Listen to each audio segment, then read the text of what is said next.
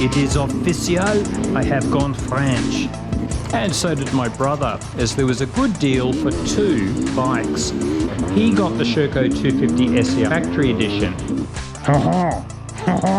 We would have been happy with the cheaper base models, but there were none available due to the COVID-inspired buying frenzy.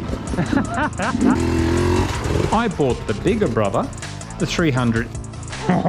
Let the French stereotypes begin. The good news, we did not make a mistake. We had quite a few test rides, so we were fairly sure we would love the baguette bashes. We were both grinning madly on this first ride. We plan to do a full review of the Sherco factory models soon, but this video just covers our first impressions. First, a shout out to the Sherco dealer, Toowoomba Bikes and Bits. I had quite a few guys who recommended this shop if I bought a Sherco. They have 27 years in the business, their pre-delivery checklist was very comprehensive, and they fixed the jetting for the carb. It's always good to see an old-fashioned dealer who is still passionate about the sport, not just making money. Be careful driving home with new bikes. They are very shiny and the reflections can be very distracting in your rearview mirror, especially when you have 2 croissant crushers. The engines are great. Despite various known issues with engines, the Beta 2-strokes have had a brilliant power delivery for years. We were worried the Sherco 250 and 300 might not measure up. Thankfully, the bottom end power is excellent and possibly even stronger. I eventually just put the 300 on the soft map to take away the hit of power at low revs. Jeff was worried the 250 might be a bit weak at low revs, but we suspect the electronic power valve has taken care of any problems there. The KYB suspension works well. The harder you push it, the better it works. Hitting rock ledges or landing from jumps was like landing on marshmallows. It feels a bit firm in slow terrain, but we have been told the KYB suspension loosens up after a few rides, so we will keep you updated. We expected it to be firm though. This is the model intended for racing. If possible, we will try to ride the base model Sherco and see how different the suspension is. Ergonomics? Many Sherco riders told us the handlebars are a bit low for most riders. Jeff and I are both tall, so we put bar risers on immediately. I am freakishly tall, so I will probably add fastway foot pegs mounted in the low position. I do this with most of my motorbikes.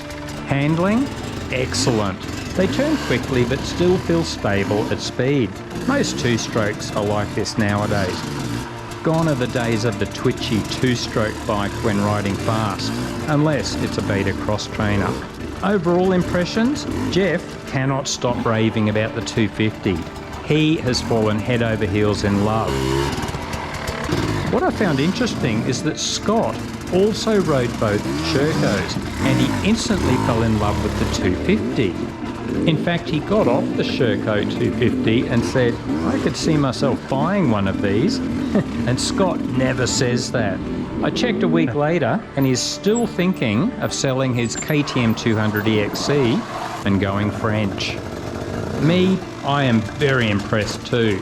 But my freakish height, I just need to get the ergonomics right before I am a 100% happy chappy. I also want a lighter clutch. The clutch pull is a bit hard compared to the competitors. I will probably fit a Midwest clutch lever, which will fix this easily. Surprisingly, the Sherco 250 SER has a lighter clutch. Perhaps the 250 gets different clutch springs. So let's look at the negatives. We already mentioned the stock handlebars can be a bit low for even riders of average height. Sherco owners told us the fuel tap is in an awkward spot. Wow, they weren't wrong. You have to get off the bike and reach in to turn the fuel tap. I'm surprised Sherco hasn't addressed this yet. Sherco owners also warned me that the plastics sometimes don't line up exactly. Again, they were right. Jeff's plastics are perfect. Mine have a 1 centimetre gap between the radiator shrouds and side panels. It doesn't worry me at all, but it's strange that the plastics aren't always uniform. And finally, there's no kickstart, which is happening on most enduro motorbikes nowadays. We aren't very worried about this. The dealer showed us how quickly you can pop the seat off and just hook up some jumper leads between the two bikes.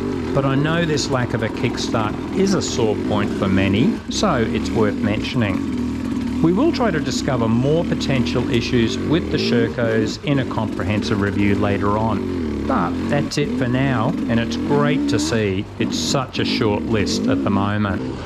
As mentioned, these are the factory models which come with more bling. Is the upgrade worthwhile? Everyone will have a different opinion. Here is what you get with the factory version. If the base model was available, we probably would have chosen those just to save money. But the heavy-duty skid plate, radiator fan and KYB suspension are definite benefits for us.